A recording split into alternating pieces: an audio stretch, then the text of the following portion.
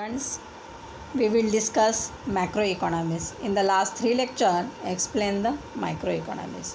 So macroeconomics explain scope and subject matter, importance and features of macroeconomics. So first one, meaning and definitions of macroeconomics.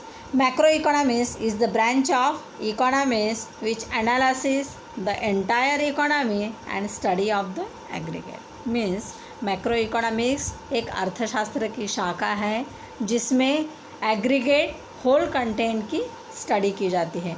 For example aggregate demand, aggregate supply, national income, national output, total investment, total saving, total consumptions, general price level, interest rate, inflation, deflection, public finance etcetera. So these are many variables explained in macroeconomics. Means macroeconomics is a wider comparatively microeconomics. And next, definitions of macroeconomics. So in this year explain two definitions in macroeconomics. So first one definition is the Professor J.L. Hansen. Macroeconomics is that branch of economics which consider the relationship between large aggregate such as the volume of employment in total amount of saving, investment, national income, etc. It means Professor J.L. Hansen says macroeconomics is the branch of economics is a first point. एक अर्थशास्त्र की शाखा है. And macro economics is the study of large aggregate study. Means large aggregate study, for example national income, employment, investment and saving. जैसे राष्ट्रीय उत्पन्न, रोजगार, गुंतवणूक एंड बचत, ऐसे बड़े समुच्चय की स्टडी की जाती है. And third one explain that it is a interdependence variable. Means ये सभी variables एक दूसरे के ऊपर dependent होते हैं. So understand the definitions. And next definitions is the Professor Carl Shapiro. It says macroeconomic deals with the functioning of the economy as a whole. Macroeconomic deals with the functioning of the economy as a whole. Means macroeconomics का work main work है as a whole. Means एक ही economy की study करना. जैसे for examples as a whole study in our country, national income, output, employment, demand, supply etcetera. ये सभी contents को होल कंटेंटली स्टडी कहा जाता है. So understand the definitions, and these definitions explain the macroeconomics is a broader concept. So first one questions discuss scope and subject matter of macroeconomics. So scope and subject matter of macroeconomics. In these questions explain 4 points. First, theory of income and employment. Second is the theory of general price level and inflections. Third is the theory of growth and development. And fourth is the macro theory distributions. One by one, discuss this point. First point is the theory of income and employment. Macroeconomics is also known as theory of income and employment. And microeconomics is also known as price theory. हम लोग दोनों का comparatively थोड़ा सा देखेंगे. So micro economics को कीमत सिद्धांत कहा जाता है और मैक्रो इकोनॉमिक्स को उत्पन्न एंड रोजगार सिद्धांत कहा जाता है. सो दोनों ही कंटेंट यहाँ पर मेन कंटेंट्स के रूप में दिखाई देते हैं. What determine the level of income and employment means what causes fluctuations in the level of income, output and employment. So macroeconomic explain analysis level of the income and employment. हमें macro economics में explain किया जाता है कि वहाँ पर national income and employment किस तरीके से तय होता है, उसके कौन कौन से रीजन्स हैं, कौन कौन सा फ्लक्चुएशंस है, मीन्स चेंजेस है अप डाउन है मार्केट में. So therefore change the income and employment. To understand how the level of income and employment so is determined, we have to study the determinants of aggregate supply and aggregate demand functions. So first one, हमें क्या करना पड़ेगा कि national income and employment को समझने के लिए हमें पहले aggregate demand functions and aggregate supply functions की स्टडी करनी पड़ेगी. सो एग्रीगेट डिमांड फंक्शंस में फैक्टर्स डिटर्मिनिंग रहते हैं. जैसे फॉर एग्जांपल्स यहाँ पे आपको दिख रहा है, aggregate demand explain theory of consumptions functions, theory of investment functions means, and third one theory of government consumptions functions, government investment functions. किसी भी कंट्री में वहाँ पर इन्वेस्टमेंट कितना हो गया है, कौन कौन से टाइप्स है, जैसे वहाँ पर इंटरेस्ट रेट रहेगा, मार्जिनल इफ़िशियंसी रहेगी एक्सेट्रा. या फिर किसी भी कंट्री में लोग कंजप्शंस कितना कर रहे हैं, तो इसके ऊपर वहाँ पर तय होता है कि वहाँ पर उस कंट्री में एग्रीगेट डिमांड कैसा है. So 4 factor, theory of consumptions, theory of investment, third theory of government consumptions and investment, and fourth one is the theory of import and export means international markets. And we have understand aggregate supply functions. Aggregate supply functions explain again 4 factors, natural resources, labor means नैसर्गिक साधन सामग्री, जैसे वहाँ पर qualities land रहेगा, minerals रहेंगे, या फिर वहाँ पर गुड रेनी सीजन्स रहेगा, इसकी वजह से अच्छा खासा सप्लाई बढ़ सकता है. या फिर लेबर, हार्ड वर्किंग लेबर, जैसे हम लोग जापान का एग्जांपल्स देखते हैं कि जापान सेकंड वर्ल्ड वॉर में टोटली डिस्ट्रॉय हो गया था, बट हार्ड वर्किंग पीपल की वजह से आज उनकी गणना एक डेवलप कंट्री में की जाती है. या फिर स्टॉक ऑफ द कैपिटल, आप कितना कैपिटल इन्वेस्ट कर रहे हैं अलग अलग वहाँ पर सेक्टर्स में, या फिर अलग अलग इंस्ट्रूमेंट कितने परचेस कर पा रहे हैं.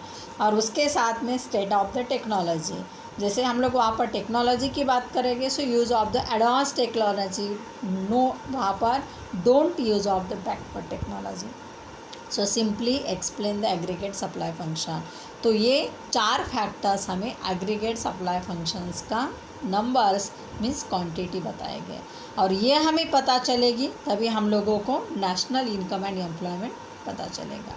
With macro economics is explain the business cycle means business cycle, it is the part and parcel of the income and employment.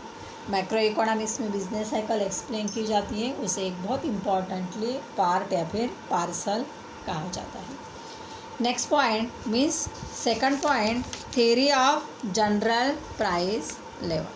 So theory of general price level, macroeconomics analysis and indicate how the general level of prices is determined.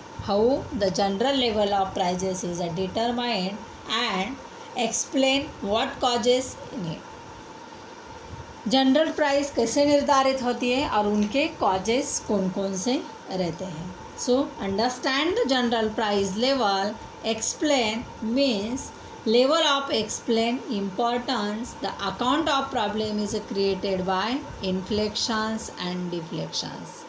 Account the problem of explain inflections and deflections. हमें general price level कैसे तय होती है इसे समझने के लिए first हमें ये महंगाई और सस्ताई इन 2 कॉन्सेप्ट को अच्छे से समझने पड़ेगा. So why? Because the problem of inflections and deflections are the very serious economic problem and faced these days by most of the countries in the world.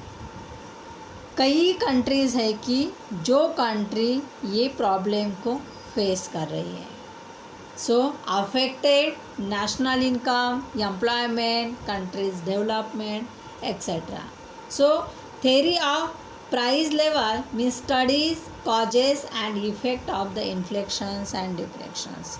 So क्या करना पड़ेगा, ये महंगाई या फिर वहाँ पर डिप्लेक्शंस इन दोनों वेरिएबल्स के कॉजेस हम लोगों को पता करने पड़ेंगे, इसके इफ़ेक्ट्स के बारे में जानना पड़ेगा.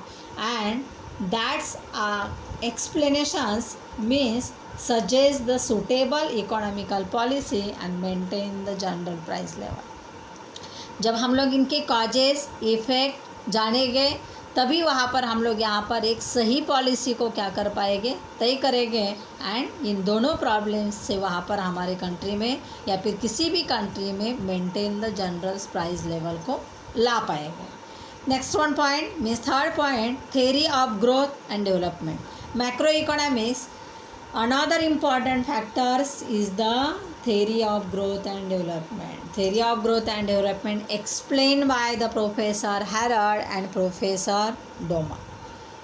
It studies the causes of underdevelopment and poor in poor countries. Explain the example of two countries. For example, underdevelopment country means अविकसित देश, and second example is the develop country means विकसित देश. ऐसे दो एग्जाम्पल, एक विकसित and अविकसित देश, इस एग्जाम्पल से उन्होंने ग्रोथ एंड डेवलपमेंट को बहुत अच्छे से समझाया. सो हम लोग फर्स्ट एग्जाम्पल देखते हैं, अंडर डेवलपमेंट कंट्री. सो वहाँ पर under development country face the poverty and suggest strategy for the accelerating growth and development. जब हम लोग ये अविकसित देश की बात करेंगे तो उनके सामने बहुत बड़ा प्रॉब्लम्स होता है गरीबी का, और ये गरीबी कम करने के लिए वहाँ पर स्ट्रैटेजी होती है एक्सेलरेटिंग ग्रोथ एंड डेवलपमेंट. उन्हें ज़्यादा से ज़्यादा वहाँ पर क्या करना पड़ेगा, इस ग्रोथ एंड डेवलपमेंट को बढ़ाना पड़ेगा. किसी भी अविकसित देश को, जैसे पाकिस्तान, बांग्लादेश या फिर अदर कंट्रीज़ रहेगी.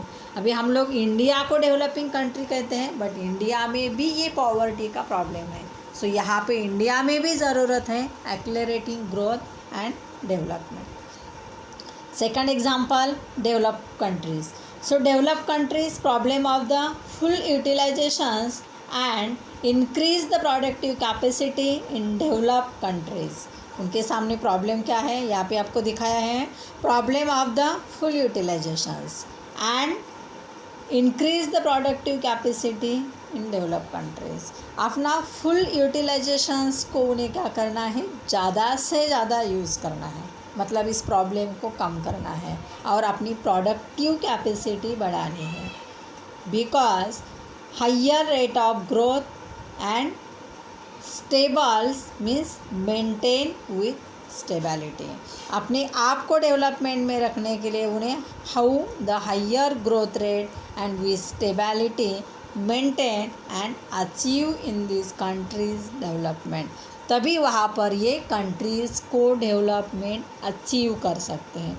जैसे फॉर एग्जांपल वहाँ पर यूएसए की बात करेंगे हम लोग, या फिर वहाँ पर किसी और जापान जैसे डेवलप कंट्री, या फिर हम लोग सिंपली आपका एग्जांपल्स देख सकते हैं.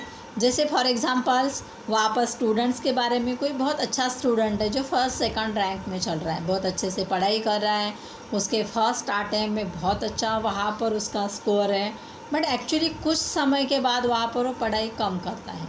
सो एक्चुअली उसका रिज़ल्ट क्या हो जाएगा, वहाँ पर उसका जो मार्किंग स्कोर था वो नीचे आएगा. मीन्स वहाँ पर उसका जो लेवल था उस लेवल को वो वहाँ पर नहीं पाएगा. सो सिंपली उसे मेंटेन करने के लिए उसे और ज़्यादा पढ़ाई बढ़ानी पड़ेगी. अपने पास जो रिसोर्सेस हैं, मतलब जो अलग अलग अपने पास मटेरियल है, उस मटेरियल का यूज़ करके जब वो अपनी स्टडी बढ़ाएगा तो अपने आप को वो क्या करेगा, अच्छे से ग्रोथ एंड डेवलपमेंट कर पाएगा. And last one point is the macro theory distributions. So still another important subject matter of macroeconomics, name of the macro theory distributions. Macro theory distributions explain 4 examples.